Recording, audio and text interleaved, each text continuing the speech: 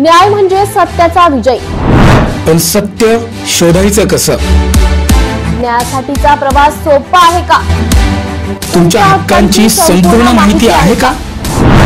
कायद्याचे गूढ उलगडणार, सत्य समजावून सांगणार तज्ञ वकील। महत्त्वाच्या कायद्यांपासून ते गुंतागुंतींच्या प्रकरणांपर्यंत स्पष्ट उत्तर, ठोस मार्गदर्शन। एक व्यासपीठ जिथे प्रत्येक प्रश्नाला मिळेल योग्य उत्तर। लवकरच येत आहे कायद्याचा नवा कट्टा, फक्त BBS न्यूज नेटवर्क 24 तासवर, जिथे प्रत्येक शब्दाला असतो न्यायाचा आधार।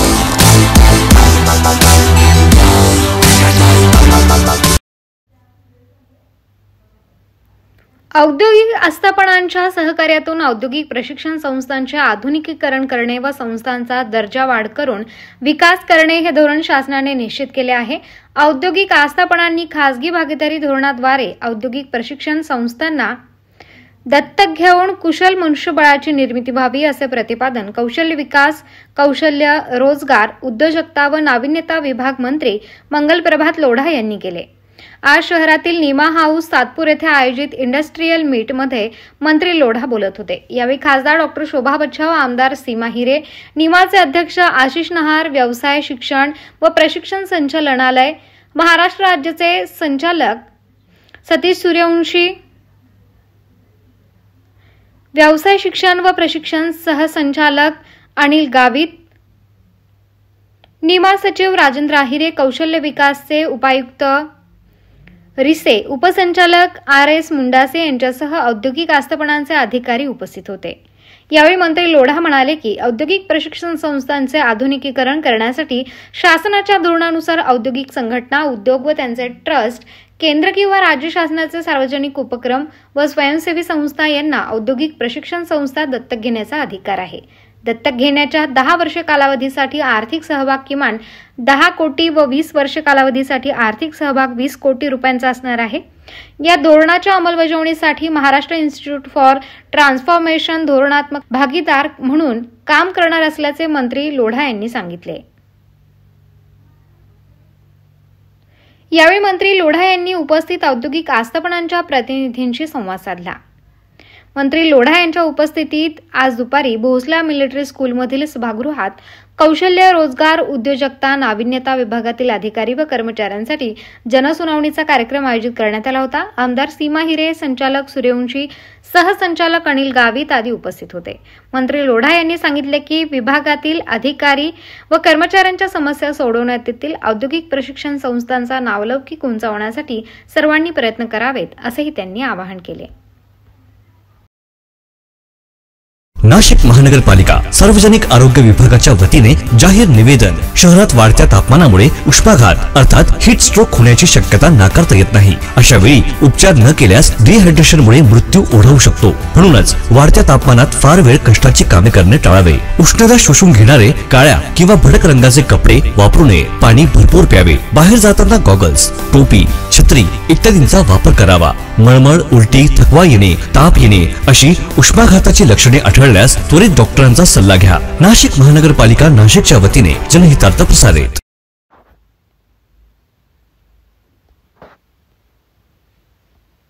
महिलांचे समाजातील स्थान उंचावणे, महिलांना त्यांचे मूलभूत हक्क मिळवून देण्यास चालना देणे व महिलाविषयक कायद्याची परिणामकारक संनियंत्रण व अंमलबजावणी करणे यासाठी महाराष्ट्र राज्य महिला आयोगामार्फत राज्यातील प्रत्येक जिल्ह्यात महिला आयोग आपल्या दारी उपक्रम राबवण्यात येत आहे। या जनसुनावणीच्या माध्यमातून पीडित महिलांना न्याय देण्यासाठी व त्यांच्या तक्रारींचे निवारण करण्यासाठी राज्य महिला आयोग सदैव कटिबद्ध आहे, असे प्रतिपादन महाराष्ट्र राज्य महिला आयोगाच्या अध्यक्षा रुपाली चाकणकर यांनी केले। आज जिल्हाधिकारी कार्यालयातील नियोजन भवन येथे महिला आयोग आपल्या दारी जनसुनावणीचे आयोजन करण्यात आले होते। त्यावेळी त्या बोलत होत्या।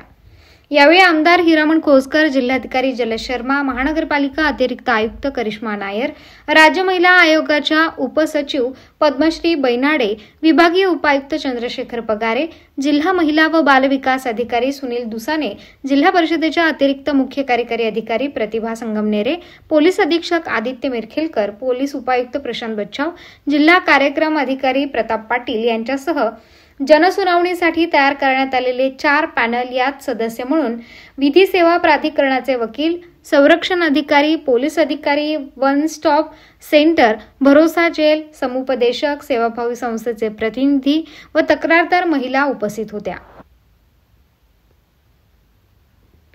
राज्य महिला आयोगाच्या अध्यक्षा चाकणकर म्हणाल्या की गेले 3.5 वर्षांच्या कालावधीत आयोगाच्या माध्यमातून संपूर्ण राज्यभर दौरा करून प्रत्येक जिल्ह्यात महिला जनसुनावणी घेण्यात येत असून या प्रत्येक सुनावणीत जिल्हाधिकारी, पोलीस विभाग, विधी सेवा प्राधिकरण यांच्या उत्तम सहकार्यातून महिलांच्या तक्रारींचे अनेक प्रकरणे निकाली काढण्यात यश आले आहे. जनसुनावणीत कौटुंबिक हिंसाचाराची प्रकरणे अधिक आढळून आली, परंतु समुपदेशनाच्या माध्यमातून अनेक कुटुंब एकत्र आली आहेत. समाजात घडणाऱ्या हुंडाबळीच्या घटना ही एक सामाजिक विकृती असून या विकृतीविरुद्ध लढा देण्यासाठी सर्वांनी माणूस म्हणून एकत्र येणे गरजेचे आहे. संविधानाने महिलांना दिलेले मूलभूत अधिकार, हक्क, महिलाविषयक कायद्यांची माहिती महिलांना माहीत असणे हे आवश्यक असून महिलांना याचा अभ्यास करून गर्भलिंग निदान, बालविवाह यासारख्या प्रवृत्तींविरुद्ध पुढे येऊन लढा दिला पाहिजे. जिल्हाधिकारी व कामगार आयुक्त यांच्यामार्फत जिल्ह्यात शासकीय, निमशासकीय व खासगी आस्थापना ज्या ठिकाणी महिलांची कार्यरत असतील अशा कामाच्या ठिकाणी लैंगिक छळ प्रतिबंधासाठी महिला तक्रार निवारण समिती स्थापन करण्याबाबत सक्तीचे आदेशित करण्यात यावे अशा सूचनाही अध्यक्षा चाकणकर यांनी दिल्या. पीडित महिलांच्या समस्या थेट सोडवण्यासाठी आज महिला आयोग आपल्या दारी जनसुनावणी या उपक्रमाचे आयोजन केले आहे. या जनसुनावणीत महसूल विभाग, पोलीस विभाग, जिल्हा विधी सेवा प्राधिकरण, जिल्हा परिषद व महानगरपालिका या सर्व यंत्रणेचे अधिकारी येथे उपस्थित आहेत. महिलांच्या समस्यांचे समाधान करण्यासाठी जिल्ह्यात पोलीस स्टेशनच्या आवारात 3 समुपदेशन केंद्र व 1 महिला व मुलांचे सहायता कक्ष कार्यरत आहेत. नाशिक शहरात 1 वन स्टॉप सेंटर कार्यरत असून मालेगाव व येवला येथे प्रत्येकी वन स्टॉप सेंटर मंजूर झाले आहे. पोलीस विभागाकडे शहरी व ग्रामीण असे 2 भरोसा सेल व दामिनी पथक कार्यरत आहेत. विवाह इच्छुक जोडप्यांसाठी विवाहपूर्व संवाद केंद्र नाशिक शहरात सुरू करण्यात आले असून प्रशिक्षित समुपदेशक येथे नियुक्त करण्यात आले आहेत, अशी माहिती जिल्हाधिकारी जलज शर्मा यांनी दिली.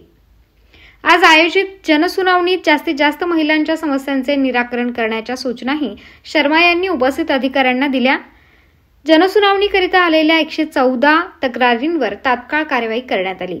वैवाहिक कुटुंबिक समस्या 98, सामाजिक समस्या 4, मालमत्ता आर्थिक समस्या 4, कामाच्या ठिकाणी छळ 1, इतर 7 असे एकूण 114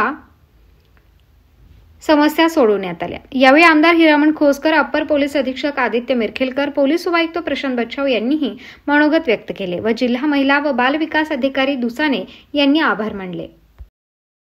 नाशिक महानगरपालिकेच्या सार्वजनिक आरोग्य विभागाच्या वतीने जाहीर आवाहन. गुइलेन बॅरे सिंड्रोम अर्थात GBS ला घाबरू नका, पण दक्षता घ्या. पाणी उकळून प्या. स्वच्छ आणि ताजे अन्न सेवन करा. शिजलेले व न शिजलेले अन्न एकत्रित ठेवू नका. लक्षात ठेवा, अचानक पायात किंवा हातात कमजोरी किंवा लकवा, चालताना त्रास किंवा अशक्तपणा, बऱ्याच दिवसांपासून डायरिया अशी लक्षणे आढळल्यास त्वरित डॉक्टरांचा सल्ला घ्यावा व तात्काळ उपचार सुरू करावा. सार्वजनिक आरोग्य विभाग, मनपा नाशिक द्वारे जनहितार्थ प्रसारित. महिलांच्या संबंधित 3 गुन्ह्यात कल्याण परिमंडळ 3च्या पोलिसांनी 48 तासाच्या आत दोषारोप पत्र दाखल केले. कल्याण पूर्व येथील कोळशेवाडी, कल्याण पश्चिम येथील बाजारपेठ आणि डोंबिवलीतील मानपाडा पोलिसांनी DCP अतुल झेंडे यांच्या मार्गदर्शनाखाली ही कामगिरी करण्यात आली आहे. कोणतीही घटना असो, पोलीस स्टेशनमध्ये गुन्हा दाखल होतो, प्रकरणाचा सुरू तपास होतो. 90 दिवसांच्या आत पोलिसांना तपास करून सदर प्रकरणातील दोषारोपपत्र कोर्टात दाखल करायचे असते. आरोपीला कठोरात कठोर शिक्षा होईल यासाठी पोलिसांकडे पुरावा गोळा करण्यासाठी 90 दिवसांची वेळ असते. कोर्टात आरोपपत्र दाखल झाल्यानंतर पुढील प्रक्रिया सुरू होते. या दरम्यान असे अनेक प्रकार असतात ज्यामध्ये आरोपींना जामीन देखील मिळून जातो. कल्याण परिमंडळातील पोलिसांनी एक चमकदार कामगिरी केली आहे. कल्याणचे DCP अतुल झेंडे यांच्या मार्गदर्शनाखाली महिलांच्या संबंधित गुन्ह्यात 48 तासाच्या आत गुन्हा दाखल करून फक्त आरोपीला अटक नाही तर कल्याण कोर्टात दोषारोप पत्र देखील दाखल झाले आहे. कल्याणच्या मानपाडा आणि कोळसेवाडी पोलीस स्टेशनच्या हद्दीत तसेच बाजारपेठ पोलीस स्टेशनच्या हद्दीत झालेल्या महिलांसोबत गैरप्रकाराबद्दल या 3 पोलीस स्टेशनमध्ये गुन्हा दाखल करण्यात आलाय. या 3 पोलीस स्टेशनमधील तपास करणाऱ्या अधिकाऱ्यांनी गुन्हा दाखल केल्यानंतर तपास सुरू केला. महिलांसोबत घडलेल्या प्रकाराचा सर्व पुरावा गोळा करण्यात आलाय. आरोपीला कठोरात कठोर शिक्षा होईल यासाठी कोणत्याही प्रकारची चूक होऊ नये यासाठी पोलिसांनी अहोरात्र काम केले. आणि अखेर 48 तासांच्या आत कल्याण कोर्टात आरोपपत्र दाखल करण्यात आलंय. राज्यात ही पहिली घटना असेल ज्यामध्ये एका शहरात 3 पोलीस ठाण्यात 3 गुन्ह्यात 48 तासांच्या आत आरोपी मिळतात आरोपपत्र दाखल झाल्याची घटना घडली आहे. परिमंडळ 3 मध्ये मागील आठवड्यामध्ये जे काही महिलांच्या विषयी गुन्हे दाखल झालेले होते, अशा 3 गुन्ह्यांमध्ये संबंधित पोलीस स्टेशननी 48 तासामध्ये पूर्ण तपास पूर्ण करून त्यामध्ये कोर्टामध्ये चार्ज दाखल केलेला आहे. ते 3 गुन्हे जे होते त्याच्यामध्ये विनयभंग, अश्लील हावभाव करणे आणि पॉस्को अशा प्रकारचे गुन्हे बाजारपेठला गुन्हा दाखल झालेला होता. त्यानंतर मानपाडा आणि कोळशेवाडी या तिन्ही पोलीस स्टेशननी सदर गुन्ह्यांचा 48 तासामध्ये तपास पूर्ण केलेला आहे आणि त्यामध्ये चार्जशीट हे मानले कोर्टामध्ये दाखल केलेला आहे. बाजारपेठच्या गुन्ह्यामध्ये तपासी अंमलदार PSI अमोल आंधळे यांनी हा तपास 48 तासात पूर्ण केलेला आहे. त्यानंतर मानपाडा पोलीस स्टेशनच्या हद्दीमध्ये API पाऊल बुद्धे यांनी हा तपास पूर्ण केलेला आहे आणि कोळशेवाडीच्या हद्दीमध्ये PSI नलावडे यांनी हा जे महिलांविषयीचे गुन्हे दाखल झाले होते त्या महिलांविषयी गुन्ह्यामध्ये 48 तासामध्ये तपास पूर्ण करून ते दोषारोप हे कोर्टात दाखल केलेला आहे. आमचा आज प्रयत्न असेल की महिलांविषयीच्या गुन्ह्यामध्ये आपण बघताल की मागच्या आठवड्यामध्ये आपण डामिन पथक सुद्धा आपल्या परिमंडळ 3 मध्ये सुरू केलेला आहे आणि महिलांच्या विषयी जे काही गुन्हे आहेत त्याच्याबद्दलची सेन्सिटिव्ह आणि प्रायोरिटी तपास करणे आणि त्यांना न्याय मिळवून देणे याकरता कल्याण परिमंडळामध्ये सततचं कामकाज सुरू आहे. त्या अनुषंगाने ह्या तिन्ही गुन्ह्यामध्ये हे चार्जशीट कोर्टामध्ये दाखल केले आणि आम्ही कोर्टामध्ये सुद्धा याचा पाठपुरावा करत आहोत. यातून केस लवकरात लवकर ह्याच्यावरती घेऊन बोर्डावरती घेऊन त्या गुन्ह्यामध्ये पण त्यांना शिक्षा होईल याकरता आमचा प्रयत्न आहे.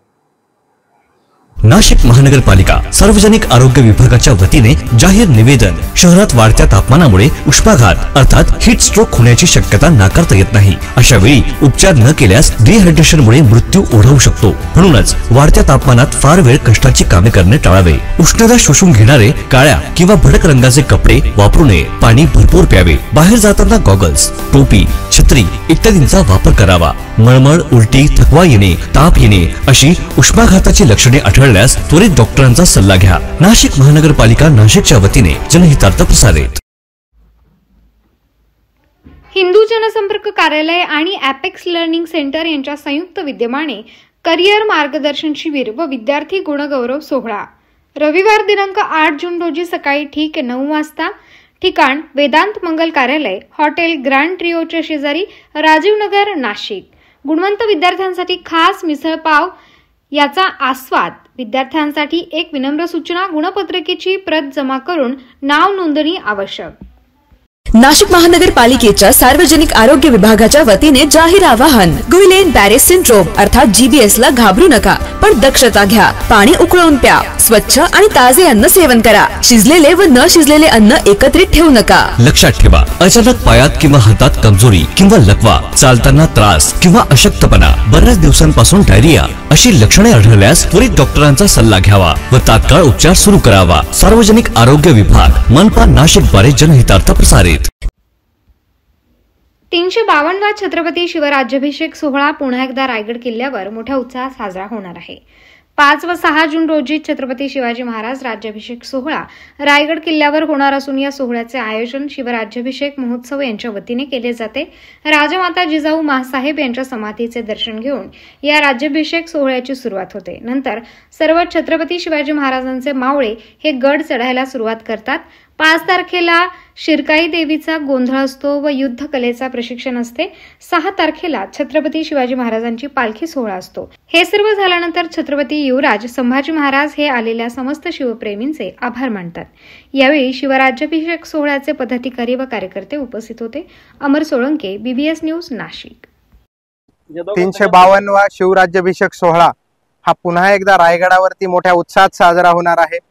अखिल भारतीय शिवराज्याभिषेक महोत्सव समिती दुर्गाराज रायगडच्या वतीने हा कार्यक्रम राबवण्यात येतो. 5 व 6 तारखेला शिवराज्याभिषेक महोत्सव समितीच्या वतीने कार्यक्रमांचं आयोजन केलं जातं.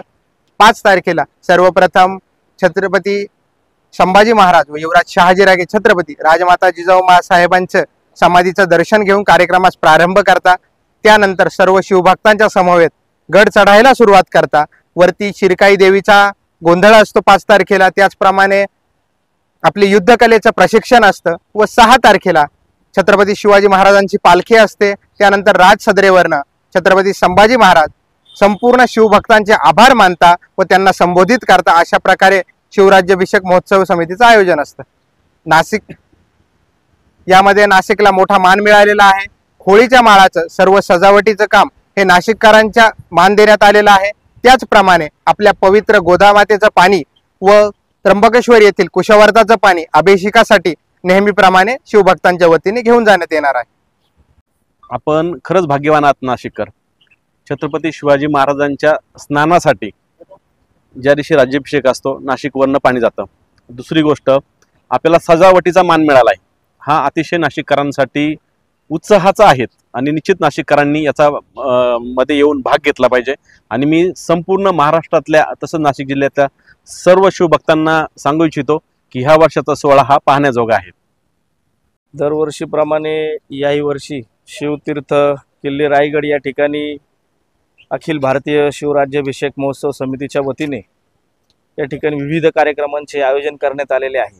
यामध्ये गेल्या 11 वर्षापासून चित्त दरवाजा या ठिकाणी त्याचप्रमाणे रायगडावर येणाऱ्या स्वयंसेवकांसाठी अन्नदान करण्याचं काम आम्ही करत आहोत. आणि याही वर्षी 50,000 लोकांचं या ठिकाणी अन्नदानाचा कार्यक्रम आमच्या राजमाता जिजाऊ प्रतिष्ठान, आमच्या राष्ट्रवादी युवक काँग्रेसच्या वतीने मी प्रफुल्ल भाऊ पाटील आणि आम्ही या ठिकाणी करणार आहोत. या ठिकाणी मी या निमित्ताने आवाहन करतो की महाराष्ट्रासह नाशिकमधून येणाऱ्या सर्व शिवभक्तांनी या अन्नछत्राचा लाभ घ्यायचा आहे आणि दुर्गराज रायगडावर होणाऱ्या या राज्याभिषेकाचा सोहळा परत एकदा अनुभवायचा आहे. धन्यवाद. नाशिक महानगरपालिकेच्या सार्वजनिक आरोग्य विभागाच्या वतीने जाहीर आवाहन. गुइलेन बॅरे सिंड्रोम अर्थात GBS ला घाबरू नका, पण दक्षता घ्या. पाणी उकळून प्या. स्वच्छ आणि ताजे अन्न सेवन करा. शिजलेले व न शिजलेले अन्न एकत्रित ठेवू नका. लक्षात ठेवा, अचानक पायात किंवा हातात कमजोरी किंवा लकवा, चालताना त्रास किंवा अशक्तपणा, बऱ्याच दिवसांपासून डायरिया अशी लक्षणे आढळल्यास त्वरित डॉक्टरांचा सल्ला घ्यावा व तात्काळ उपचार सुरू करावा. सार्वजनिक आरोग्य विभाग मनपा नाशिक द्वारे जनहितार्थ प्रसारित. नाशिक शरद पवार आज बारामती दौऱ्यावर आहेत. गोविंद बाग या निवासस्थानी भेटण्यासाठी नागरिकांची मोठी गर्दी.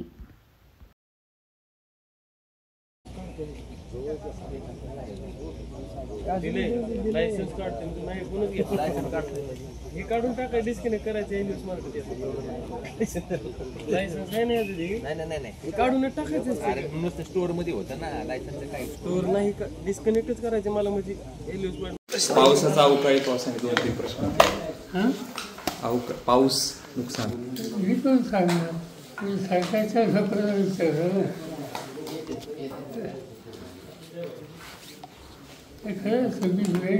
राज्य सरकारने 1-2 प्रश्न आहेत. राज्य सरकारने जी पहिले 3 हेक्टरला जी मर्यादा ठेवली होती ती आता परत कमी केली 2 हेक्टर होती. लोकांना विचारा,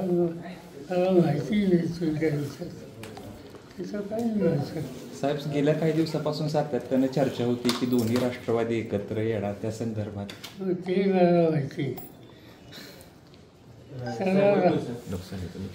साहेब, एकंदरीत आपण बघितलं अवकाळी पाऊस कधी नव्हता पडला 40 ते 45 वर्षामध्ये.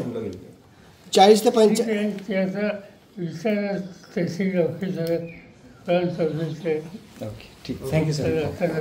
नाशिक महानगरपालिका सार्वजनिक आरोग्य विभागाच्या वतीने जाहीर निवेदन. शहरात वाढत्या तापमानामुळे उष्माघात अर्थात हीट स्ट्रोक होण्याची शक्यता नाकारता येत नाही. अशा वेळी उपचार न केल्यास डिहायड्रेशनमुळे मृत्यू ओढवू शकतो. म्हणूनच वाढत्या तापमानात फार वेळ कष्टाची कामे करणे टाळावे. उष्णता शोषून घेणारे काळ्या किंवा भडक रंगाचे कपडे वापरू नये. पाणी भरपूर प्यावे. बाहेर जाताना गॉगल्स, टोपी, छत्री इत्यादींचा वापर करावा. मळमळ, उलटी, थकवा येणे, ताप येणे अशी उष्माघाताची लक्षणे आढळल्यास त्वरित डॉक्टरांचा सल्ला घ्या. नाशिक महानगरपालिका नाशिकच्या वतीने जनहितार्थ प्रसारित.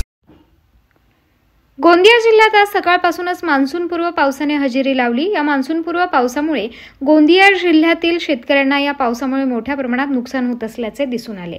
अनेक शेतकऱ्यांनी आपला धान मडणी करून वाळवण्यासाठी ठेवलाय आणि अनेक शेतकऱ्यांचा धान हा शेतामध्ये उभा आहे. या पावसामुळे धान पिकाला मोठ्या प्रमाणात हानी होणार असून हा धान पीक खराब होऊन शेतकऱ्याला मोठं नुकसान होणार आहे. यामुळे शेतकऱ्यांची चिंता या मान्सूनपूर्व पावसाने वाढवली आहे. अनेक शेतकऱ्यांना जिल्ह्यात या मान्सूनपूर्व पावसाचा फटका बसत असल्याचे दिसून येते. असे असले तरी मात्र वातावरणात गारवा निर्माण झाल्याने नागरिकांना उकाडापासून सुटका मिळणार आहे. नाशिक महानगरपालिकेच्या सार्वजनिक आरोग्य विभागाच्या वतीने जाहीर आवाहन. गुइलेन बॅरेस सिंड्रोम अर्थात GBS ला घाबरू नका, पण दक्षता घ्या. पाणी उकळून प्या. स्वच्छ आणि ताजे अन्न सेवन करा. शिजलेले व न शिजलेले अन्न एकत्रित ठेवू नका. लक्षात ठेवा, अचानक पायात किंवा हातात कमजोरी किंवा लकवा, चालताना त्रास किंवा अशक्तपणा, बऱ्याच दिवसांपासून डायरिया अशी लक्षणे आढळल्यास त्वरित डॉक्टरांचा सल्ला घ्यावा व तात्काळ उपचार सुरू करावा. सार्वजनिक आरोग्य विभाग मनपा नाशिक द्वारे जनहितार्थ प्रसारित. नाशिक महानगरपालिकेच्या सार्वजनिक आरोग्य विभाग. भिवंडी तालुक्यातील मानकुल येथे मध्यरात्रीच्या सुमारास 12 चाकी ट्रक अनियंत्रित होऊन ट्रक नाल्यामध्ये पलटी. या अपघातामध्ये 4 चाकी गाड्यांना टक्कर मारून भीषण अपघात झाला. या अपघातामध्ये 3 ते 4 लोक गंभीर जखमी झाले. यामध्ये 4 चाकी वाहनांचे नुकसान झाले असून यामध्ये ट्रक ड्रायव्हरच्या पायाला दुखापत झाल्याची माहिती आहे. नाशिक महानगरपालिकेच्या सार्वजनिक आरोग्य विभागाच्या वतीने जाहीर आवाहन. गुइलेन बॅरेस सिंड्रोम अर्थात GBS ला घाबरू नका, पण दक्षता घ्या. पाणी उकळून प्या. स्वच्छ आणि ताजे अन्न सेवन करा. शिजलेले व न शिजलेले अन्न एकत्रित ठेवू नका. लक्षात ठेवा, अचानक पायात किंवा हातात कमजोरी किंवा लकवा, चालताना त्रास किंवा अशक्तपणा, बऱ्याच दिवसांपासून डायरिया अशी लक्षणे आढळल्यास त्वरित डॉक्टरांचा सल्ला घ्यावा व तात्काळ उपचार सुरू करावा. सार्वजनिक आरोग्य विभाग मनपा नाशिक द्वारे जनहितार्थ प्रसारित. राष्ट्रीय खेळाडू अविनाश साबळे याचे बीडच्या आष्टी तालुक्यातील मांडवा गावात कुटुंबासोबत वास्तव्य आहे. अविनाशचे आईवडील याच मांडवा गावात राहतात. भारताला गोल्ड मेडल मिळवून दिल्याने अविनाशवर शुभेच्छांचा वर्षाव होतोय. दुसरीकडे मात्र अविनाशच्या घराकडे जाणारी वाट खडतर आहे. अनेक वर्षांपासून या रस्त्यासाठी मागणी केली जाते, मात्र मांडवा गावात जाण्यासाठी रस्ता नाही. पावसाळ्यात या रस्त्याची अत्यंत बिकट अवस्था होते. त्यामुळे अविनाशच्या वडिलांनी थेट पंतप्रधान नरेंद्र मोदी यांच्याकडेच रस्त्यासाठी साकडे घातले आहे. हे यश मिळवलंय. अविनाश कधी गावी येणार आहे, काय भावना आहे? मी मुकुंद साहेबराव साबळे, अविनाशचा वडील आहे. अविनाशने ही देशाकरता कामगिरी बजावली. सुवर्णपदक देशाला मिळून दिलं आहे. आपल्या खूप कौतुक त्याने देशाचं भारताचं आपल्या करून दाखवलं आहे. परंतु त्याला घरी यायला रस्ता नाही. आज 8-10 दिवस झाले निसर्गिक पाऊस झालेला आहे भरपूर, पण पुरात चिखल बिखल झाला आहे. आणि देशात एवढी मोठी कामगिरी केल्यानंतर एवढा मला अभिमान आणि आनंदाचे आशीर्वाद आहेत की अविनाशला कधी भेटेल आणि कधी नाही अशी माझी भरपूर मोठी इच्छा होत आहे. पण हे रस्ता व्यवस्थित नसल्यामुळं अविनाशने देशासाठी एवढं कौतुकाने सुवर्णपदक मिळवून दिलं आहे. पण रस्ता नीट नसल्यामुळं अविनाशची आमची घरी यायला भेट होते का नाही ही माहीत नाही आता. पण काय दुर्दैव असन प्रशासनाने मी प्रशासनाला विनंती करतो की अविनाशला घरी येण्यासाठी जरूर 100% रस्त्याचे मार्गदर्शन त्वरित त्यांनी कराव्या हीच कृपा सरकारकडे आणि मोदी साहेबांकडे माझी हेच विनंती आहे. मोदी साहेबांनी पण आपल्या अविनाश साबळेसाठी देशात आपल्या भारतात सगळं नाव उंचावलं आहे. मोदी साहेबांनी अविनाश साबळे घरी यासाठी यांना रस्त्याची अगदी व्यवस्थित सोय करून द्यावी. नाशिक महानगरपालिका सार्वजनिक आरोग्य विभागाच्या वतीने जाहीर निवेदन. शहरात वाढत्या तापमानामुळे उष्माघात अर्थात हीट स्ट्रोक होण्याची शक्यता नाकारता येत नाही. अशा वेळी उपचार न केल्यास डिहायड्रेशनमुळे मृत्यू ओढवू शकतो. म्हणूनच वाढत्या तापमानात फार वेळ कष्टाची कामे करणे टाळावे. उष्णता शोषून घेणारे काळ्या किंवा भडक रंगाचे कपडे वापरू नये. पाणी भरपूर प्यावे. बाहेर जाताना गॉगल्स, टोपी, छत्री इत्यादींचा वापर करावा. मळमळ, उलटी, थकवा येणे, ताप येणे अशी उष्माघाताची लक्षणे आढळल्यास त्वरित डॉक्टरांचा सल्ला घ्या. नाशिक महानगरपालिका नाशिकच्या वतीने जनहितार्थ प्रसारित. उजनी सोलापूर 90 किलोमीटरची समांतर जलवाहिनीची चाचणी यशस्वी. उजनी पंपगृहातील सर्व 6 पंपांमधून उपसा. मनपा आयुक्त डॉक्टर सचिन उंबासे यांनी पाकणी येथील जलशुद्धीकरण केंद्राला भेट देऊन केली पाहणी. पाकणी जलशुद्धीकरण केंद्रावर पाणी पोहोचल्यामुळे आता नियमित पाणी उपसा होणार. उजनी ते सोलापूर 170 MLD इतकी समांतर जलवाहिनीची वहन क्षमता. 12 दिवसांमध्ये अनेक ठिकाणी अडथळे. पाकणी येथील जलशुद्धी केंद्रावरून सोरेगाव येथील जलशुद्धी केंद्रात जाणार पाणी. तिकडे गेलं ना आपल्या 170 MLDची जी नवीन पाईपलाईनचं काम सुरू होतं समांतर जलवाहिनीचं. आज टेस्टिंग याची सुरू आहे. आज उजनीपासून जवळ 80 किलोमीटरचं अंतर आहे आपल्या पाकणीचं. या ठिकाणी पाकणीचं जे आपलं जलशुद्धीकरण केंद्र आहे या ठिकाणी पाणी आलेलं आहे. आणि पुढचं साधारणतः अजून एक 15 दिवस आपलं सोरेगावचं वॉटर ट्रीटमेंट प्लांट आहे त्या ठिकाणी जाण्यासाठी त्याला 10 ते 15 दिवस लागतील.